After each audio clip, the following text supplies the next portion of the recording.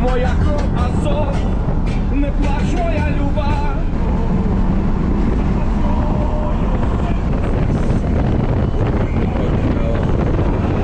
They just shot at every fucking building when they were coming here.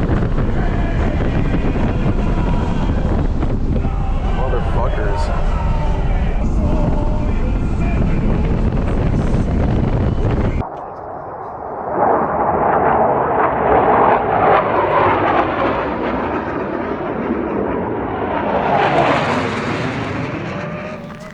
I came to join Chosen Company through a friend of mine that I knew and had trained with prior in Ukraine, call sign Goldfish. He introduced me to Ryan and some of the guys and told me a little bit about their mission, what their plan was, sort of their history.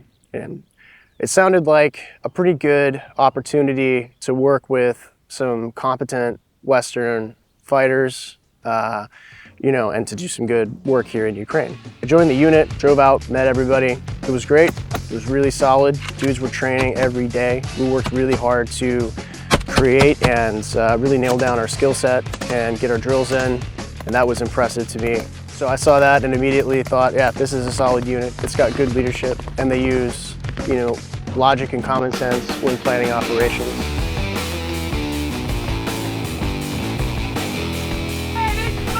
Moving! Stop in! Right in! Covering you! Reaching.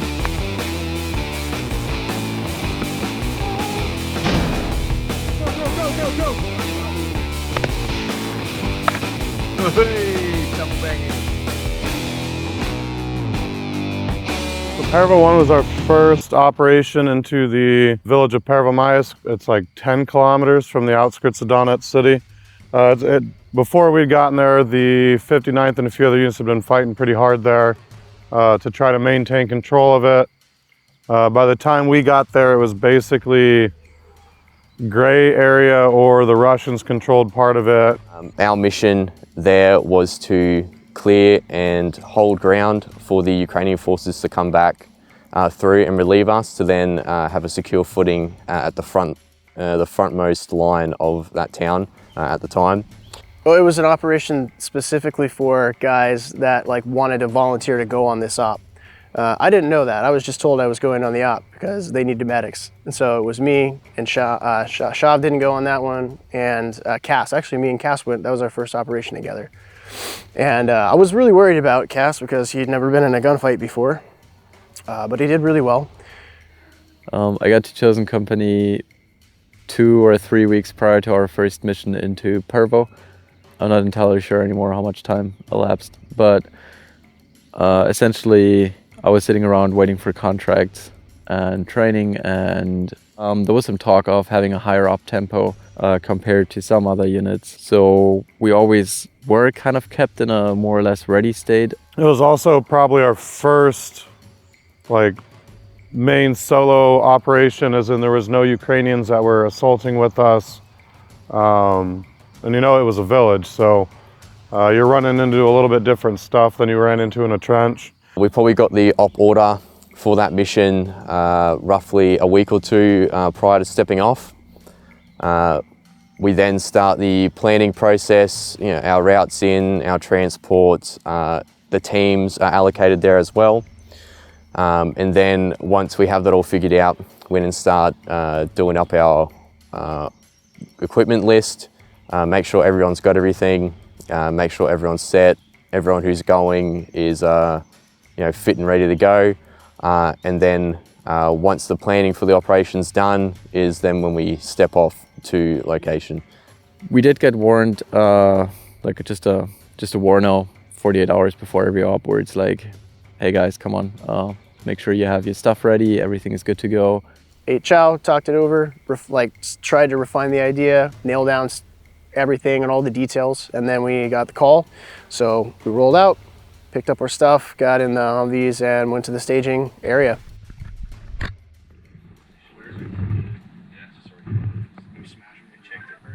The main objective was a position called Kiev. Is the name of the position? Had had to have been some wealthy person's house. They had a pool in the backyard. It was pretty well built. by the time we got there, it was leveled. But I mean, it was a pretty good fighting position. It covered the north sector pretty well, and also the avenue approach for like friendly Ukrainians and also on the Russian approach. The problem was in front of that position, there was 4 Russian positions, and then also a heavily fortified area just south of it called like Objective Baghdad. The Ukrainians had tried multiple times to take out the Baghdad position. It was just hard. It was well fortified. So on our operation, what we were going to do is we were going to skip past that point and basically push in towards the objective. And then what we plan on doing was basically back clearing from the objective to the Ukrainian side. Talking about it, you know, without having all the information, it's not very smart to run into the enemy's rear and then push back towards friendly. But the biggest thing you got to understand is, like, in the village, because the houses were so obliterated and blown up, there's only maybe 1 or 2 fighting positions that you could shoot from. So like at a house, there might be 8 Russians in it, but there's only 1 place that they can shoot weapons from. And if you can get behind them, you're at their doorways. So that's not a defending spot, you know, because all of their machine guns are going to face west. So if you can bypass them and get behind them, you know, you basically got them beat. Infilling into Pervomaiske, we come in on the US donated Humvees. We move in, we infill during the night into the most forward Ukrainian position, and then we held in that position in a cellar throughout the majority of the day until the last few hours of light. The relief in place has enough time to come up under the cover of darkness, relieve us so we can leave under darkness as well. Minimal exposure through light, and at the time, drones when they weren't really being used at night because of their lack of thermal capability. So we got a really good meal that night, but it sucked the next day because it was really greasy, and all of us ended up like shitting our guts out in the bunkers for like 12 hours straight. Yeah, that wasn't fun, myself included. Luckily, I had some medicine to help dudes with that in my bag. The food was great, but you know, after effects, not so much. And anyway, our guide led us to where we're supposed to stage. Most houses were still quite well standing back then, and in a decent shape, I would say. Hold. Yeah. Hold. Take a knee, make sure you can see. No, don't get it out. I'm not. All right, fellas, let's go. Bravo, moving. Fall in behind tangle. Fall in behind tangle. I'm moving. There was very little artillery going on. Every now and then, some rounds would kind of zip over your head. Whether it was friendly or Russian rounds, I don't know. But you didn't really have to get down. They just kind of zip over your head, stop shooting, and that'd be it. My team was at the rear of the stack on our way to the objective. Moving up to the objective, like Pervomaiske has been a point of contention, I believe, for almost the entire 10 years. The country's been at war with Russia or in conflict with Russia. So there's a lot of unexploded ordnance around. We have 2 Ukrainian sappers with us, and this was their first combat mission, and they were pretty nervous. So we're trying to explain to him that, you know, the position that he's going to be in our formation as we're moving forward to do this. You know, he's the sapper. We know there's a lot of mines. There's like a bunch of unexploded ordnance in the area. Like, we need him up in the front. And he's like, in the front?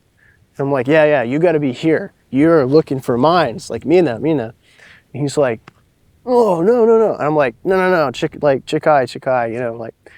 And I told him in very broken Ukrainian, I'm like, you know, pidaras strelai, you go to the back, like, давай. And he's like, oh, okay. 2 Ukrainian sappers attached to our assault team. And so we just point them out and we'd be like, you know, mine. Make sure the guy behind you knows it, obviously. And then the sappers would come up and just take care of it.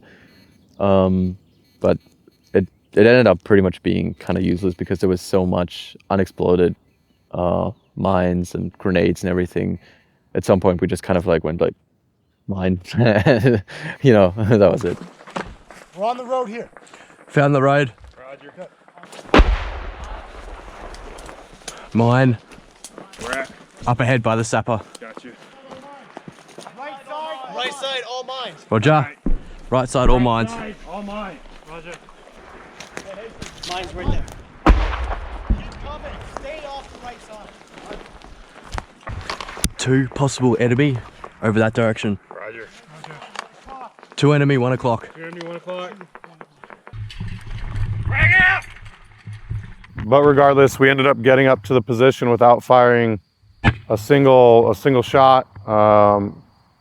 Took out maybe 8 or 9 Russians with some grenades and some holes that they wouldn't get out of. Once we got to the position, we basically radioed back to the Ukrainians saying, hey, you know, we've got positions locked down, send up the reinforcements so we can get the fuck out of here. Initially, they sent like a group of 4 up there, and then they quit sending more guys because they realized that we didn't clear all the Russian positions and we still had to go back and clear it. So we were making our way through to the objective, and one memory that sticks out as well is that's probably where I smelled my first dead body. On the other operations that I went on, although there were dead nearby, I never really, I don't believe any had been there, you know, long enough to smell. And I remember going through and we were walking through the field, cutting through the road, and I remember Lance, he's like, do you smell that? Do you smell that? It's a dead body. I'm like, no shit. It just smells like a dead kangaroo from back home.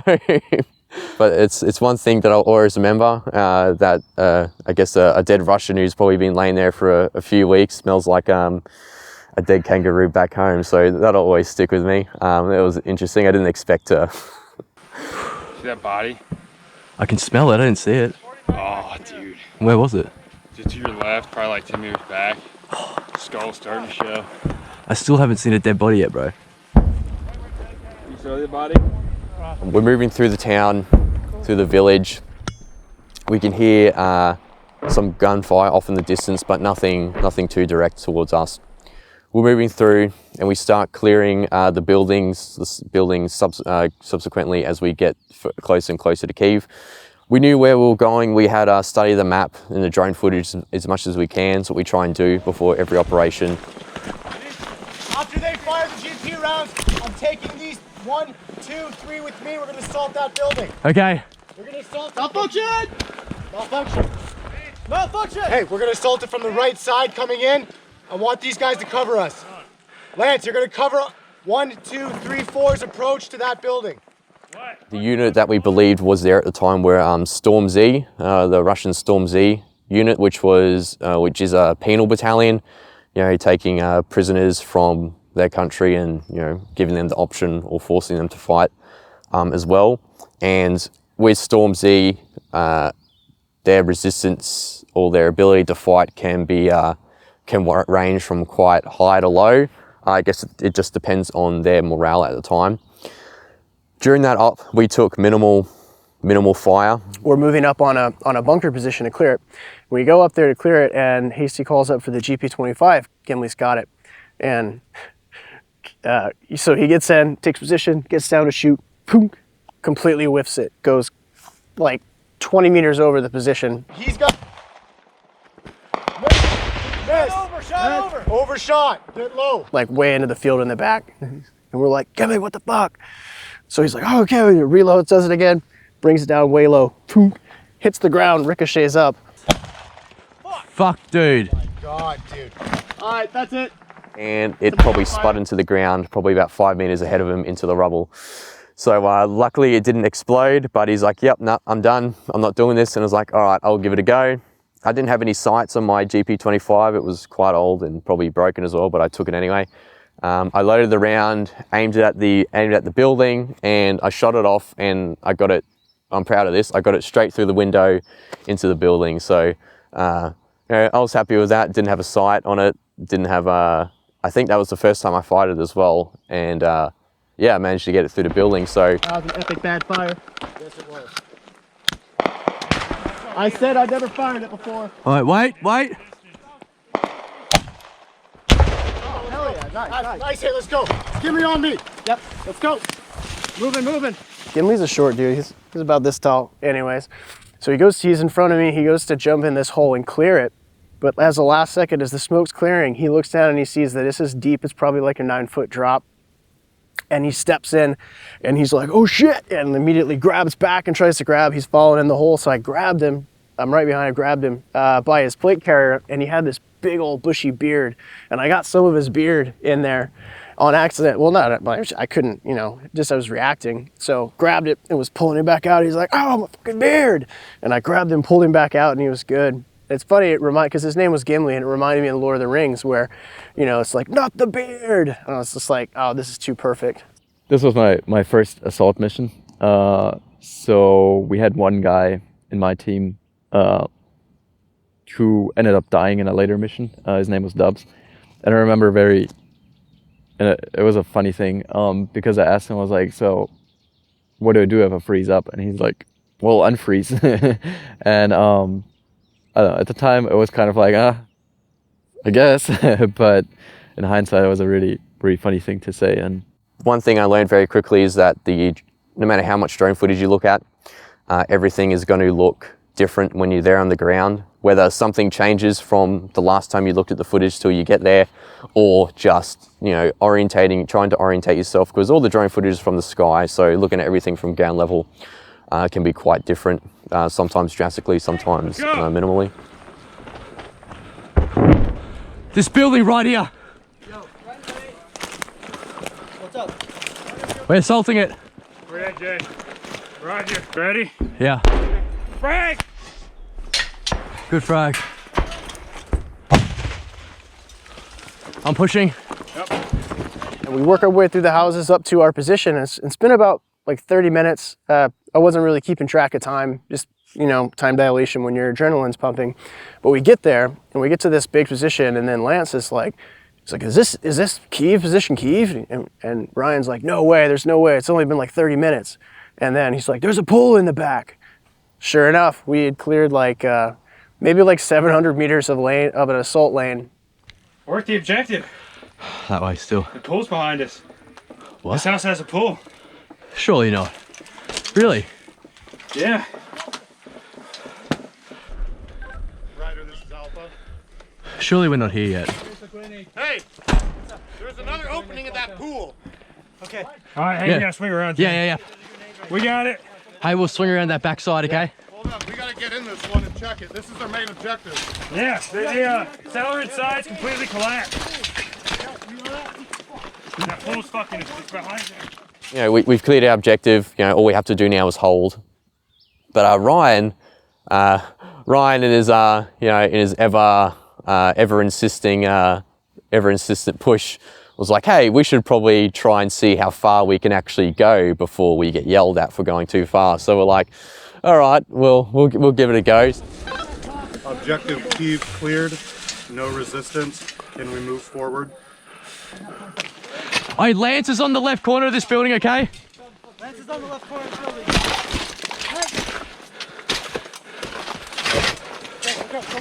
Lance, put the frag it.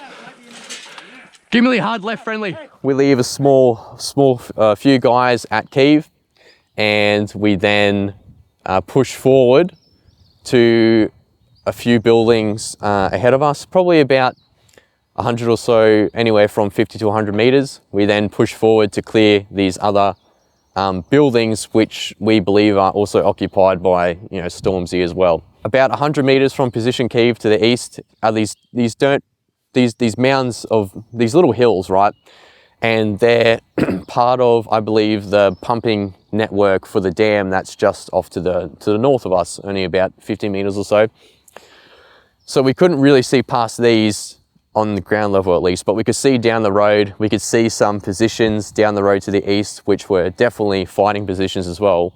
We were in clear view, we could never identify any enemy down that route with our eyes, but we believe when we started taking fire further along in the mission, we definitely knew it was from at least that direction or those positions. So we had to pull back. I think we went like another 100 meters, 150 meters in front of it before they told us, hey, don't go any further. And then there was this one building, and we named it Red Brick just because of the color of the bricks, right? And it was still destroyed, but we could tell it had a cellar entrance, and the wall on our side, on the west side of the building, was at least still built up.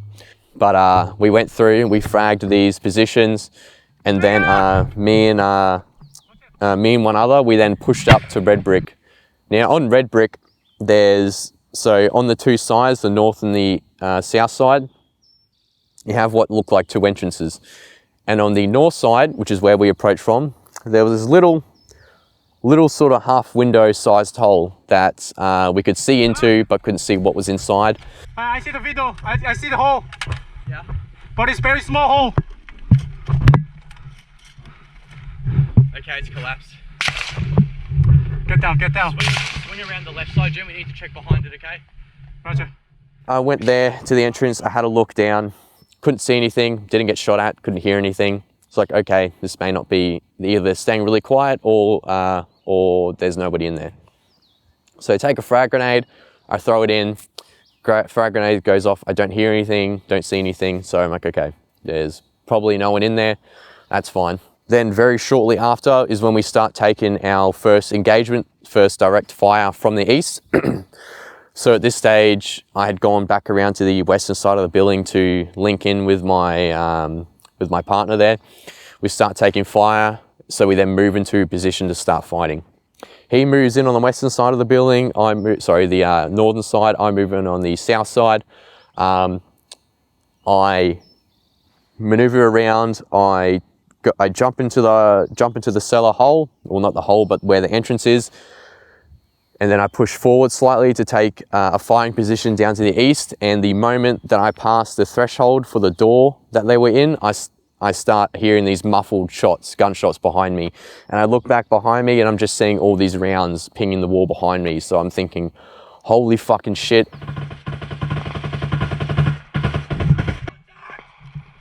Contact!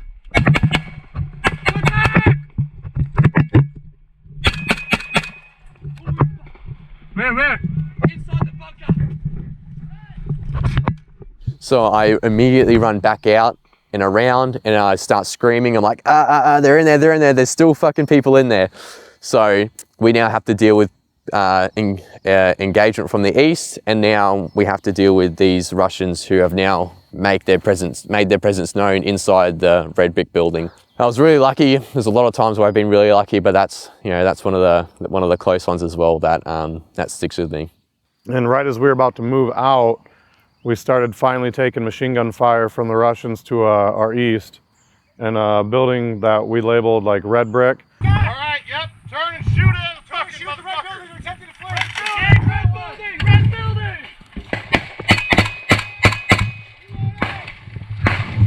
Hey, suka! Shoot! Where to shooting? Here shooting? Fuck! I'm here! Lance, he took a ricochet to the forearm, and it was only a light wound. He was okay, but they were absolutely spraying that entire area, hoping to hit us or mow us down or keep us there at the very least. You are hit here. I just need a pressure dressing. Hey, don't stop. I ain't going fucking hit.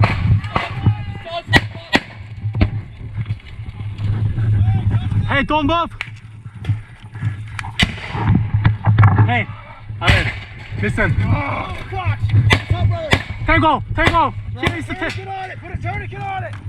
Here. Tango needs to be here. It's funny because there's like, the way it was set up was there was a house where I was, and then there was like a big rubble pile where everybody else was. Or not everybody else, but like we kind of split the teams in two. Lance was on this side, he got hit. June was over there with him, and June put the tourniquet on him. And so I'm waiting, because in between this is like a cross sector of fire where we're just taking bullets left and right. So I'm kind of waiting for, like, just kind of like ran through, not like withering fire, but like active fire, went over to help Lance. Checked it out, ended up not being a big deal. He's freaking out. He's like, Tango, take the tourniquet off. I don't want to lose my arm. And I'm like, just let me look at it first, man. Hold on. Look, easy. I'm like, okay, cool, wrap it, tourniquet off, whatever. And so I'm sitting there with him and I'm like, wait, where's my med bag? Where's my med bag? Go. Then I'm like looking and I'm trying to move him out because he's still like sort of in a bracket of fire. He could get hit again. So I'm like pulling him back a little bit and I trip, fall back, and I sit right on a freaking nail. It went right like straight up into my ass. I think that nail's probably got like 6 people in chosen company already. It's a Russian nail, I guess. We then proceeded to try and assault Red Brick. Probably anywhere from 3 to 5 times. Unfortunately, they are quite well dug in. Red building, huh? Yeah, red building. All right, fuck them.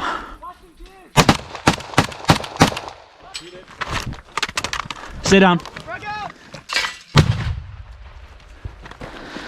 Grenade!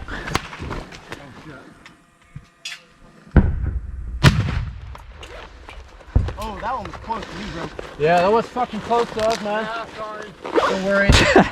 There's many times we launched many rockets there, RPGs, bull spikes, all had little to no effect. Yeah. Nailed it. We disengaged those dudes, kind of shooting at them, suppressing them, hitting them with rockets, and with some drone support as well, dropping maybe thermobarics, I'm not sure. But until it got about dark. There were times where me and my other battle buddy would just have to sit there and think, like, how the bloody hell do we take these guys? Like, there's no immediate solution other than a really big explosive to sort of, you know, deal with these guys. So we had to deem that objective that position occupied for now. We couldn't really do much about it, but at the same time, they couldn't really affect us. So we made sure to pass it on to higher command, to our unit, that there was still enemy in here, but without taking care of them first, we couldn't push further east. So we elected then to push back to Kyiv, and then from there we held until nightfall. So at that point, it gets dark. The plan was, okay, we go, take the position, dig in, it gets dark, then our TDF guys will come and replace us. We then get word over the radio that there were other positions further west that we missed and hadn't cleared. So me, Ryan, and one other went back. We then started clearing these other buildings behind us, right? And one of them, we got told, was a potential machine gun nest for a PKM. I took myself and 2 other guys to the last objective and had the other guys get back on the main route, and just told them, you know, keep pushing out, keep pushing out. Because at that point we had 1 building left to clear, it shouldn't be that big of a deal. So when we got to this building, it was dark by that point, so we were using white lights to fucking try to clear a lot of the area out. We threw a grenade in first, and then I white lighted it. I found a PKM. There's a PKM sitting there because it was a machine gun position for the Russians. I went to grab the PKM. So he goes in, he grabs it, and he pokes his head there. And there's this Russian there getting a frag grenade ready to throw. So Ryan pulls back, preps a grenade, leans in, throws it, and then takes out the Stormzy unit there. And when I did, I looked over and there was a fucking Russian staring me in the face. He was basically hiding under the stairwell. So I popped back real quick, grabbed a grenade and chucked it around the corner and smacked him with it. Other than that, there was no real slip-ups. And then we went back, cleared the other few positions. This is in the middle of the night now as well too. We finally got those guys back, and I'm looking up at the weather, and I'm like, dude, this is a clear night. Like, this is not gonna be good. If they have a thermal drone, they're gonna see exactly where we are, like when we exfil, and they're gonna wreck us with mortars. But thank God, and this is like why I say we're lucky in a lot of ways. We had a big rainstorm roll in. So it's super cloudy, it's raining. Of course, we're all getting wet, which I was fine with anyways because it was hot as freaking balls that day. And so rain comes in. Eventually they make our way back, the TDF come, and they exfil us. We're walking out with a bunch of stolen loot that we had taken from these Russian positions. I think we got like 2 or 3 PKMs and a bag full of ammo and a bunch of grenades. Behind us, we start seeing this like bright ass light come in, and we're like, okay, like what the fuck? And at first everybody's kind of confused, and for me it kind of fucked my night vision as well because I had to flip it up and my eyes, like, it was just like bright light, like, ah! And So Ryan is like, oh, that's just the TDF coming in, the lighting the way with a drone so they can see where they're walking. Like, you know, now that would be unthinkable. Like, if you did this now, you would get pasted within 2 seconds. But you know, they're just coming in, white lighting everything. Everybody knows now we're here. And the Ukrainians were able to hold objective Kyiv for the, you know, next 2 to 3 weeks. So it gave us a better foothold in the village. So previously they were on the outskirts. Now, you know, they had positions all the way up further into, you know, what was contested area or what was Russian area, you know, another 500-600 meters. So now we have half that village taken back from the Russians.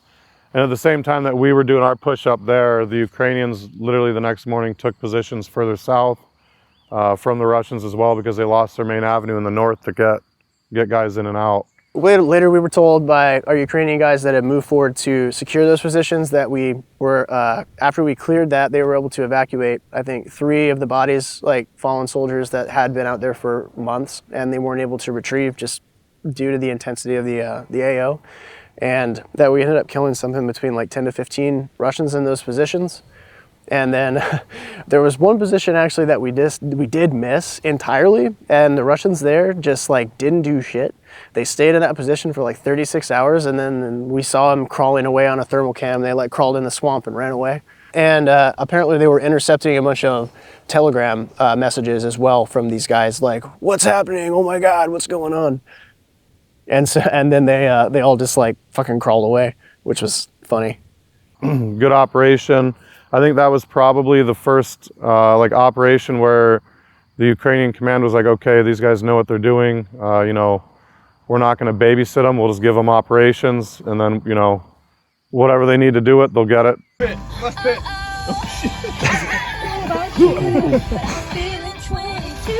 Asleep. So Pervo-1 for us, I believe, was quite successful, because at the time in that area was you know, the Storm Z battalion, as I mentioned, and I believe prior to that, these positions were ones that I think the Ukrainians, I think our brigade had tried to take in the past with little success. I'm not sure why, but I think half the reason we were so successful is probably because we were lucky. We probably got there at a very low point in the enemy's morale, because they've probably been there for quite a long time.